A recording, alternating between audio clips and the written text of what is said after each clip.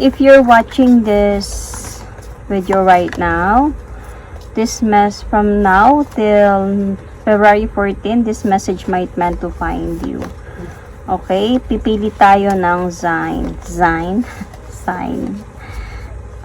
Let's see. Gemini. Gemini, parang na ano ko dito yung Sagittarius.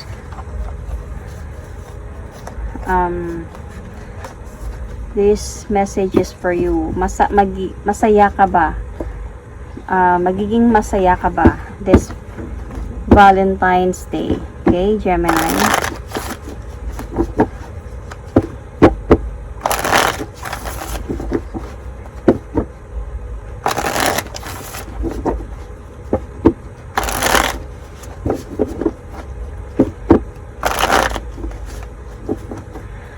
Gemini, magiging masaya ka ba this Valentine's Day? Gemini, Sun, Moon, Rising, Venus, okay? Gemini Sun, Gemini in Moon, Moon in Gemini, okay? So, Gemini Rising Ascendant or Venus and Gemini, you can resonate here. Check your placements, guys. Oh, Gemini.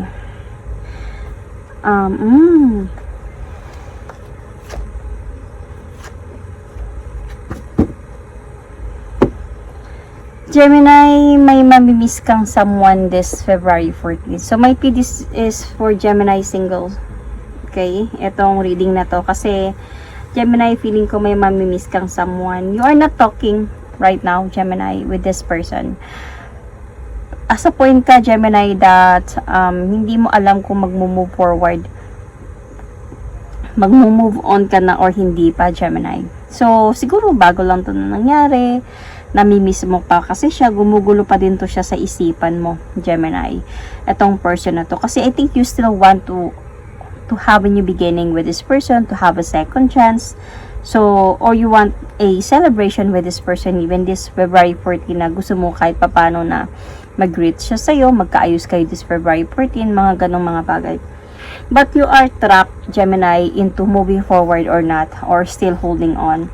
Because you still really want this person to offer you new beginning or you to offer her new beginning. So, depende to kung saan kayo makaresonate, kung ano kayo, okay? Gemini, I think that you still waiting for this, for an either apology or you still waiting for communication with this person, Gemini. So, hindi ka lang talaga sure kung mangyayari ba to or hindi. So, this February 14 is you are, Gemini, missing someone.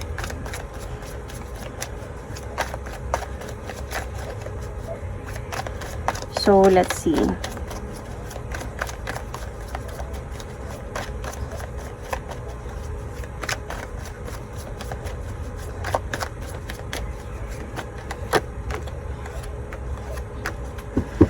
Gemini, might be you have an LDR relationship with this person, not for everyone. Gemini, etong person kasi na to right now is inaayos siya na yung buhay niya. Parang nasa point na siya of having some changes na din sa buhay niya. Happy na siya, Gemini. Parang inaayos niya yung sarili niya ngayon. And as a point lang siya that hindi naman sa hindi kanya iniisip, Gemini, pero as a point lang siya na bahala na ako na mangyari. Parang ganyan. Wala siyang plan to talk to you, wala siyang plan na to come back to you, wala siya even plan na to greet you this February 14, Gemini.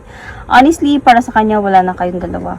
Kasi nga, I think meron din to siyang someone eh. May pinili ata to siya. Something. So, Gemini, the Queen of Cups in reverse. Na out of love yung person na to sa'yo, Gemini, or cross watchers, pwedeng kayo to at hindi si Gemini, okay?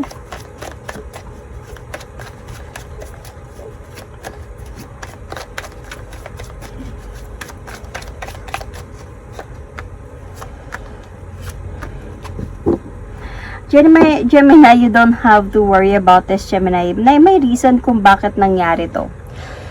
etong sa inyo, kasi may bago ding dadating sa'yo in the near future, malay mo, this February 14, kasi merong new love na darating sa'yo in the near future. Somebody that meron talagang love, magkakaroon kayo ng serious commitment ng person na to, and, magkakaroon kayo ng mga plans, real deal to, Gemini. This is really a love, hindi lang to basta-basta relationship ang dadating sa'yo. Kaya, may reason kung bakit to nawala sa'yo. May reason kung bakit mo siya mamimiss this February 14, because you still have that feeling, and for you to realize that I need to move on. So, when you move on na, then might be this new person will come na in the future. So, Gemini, yun.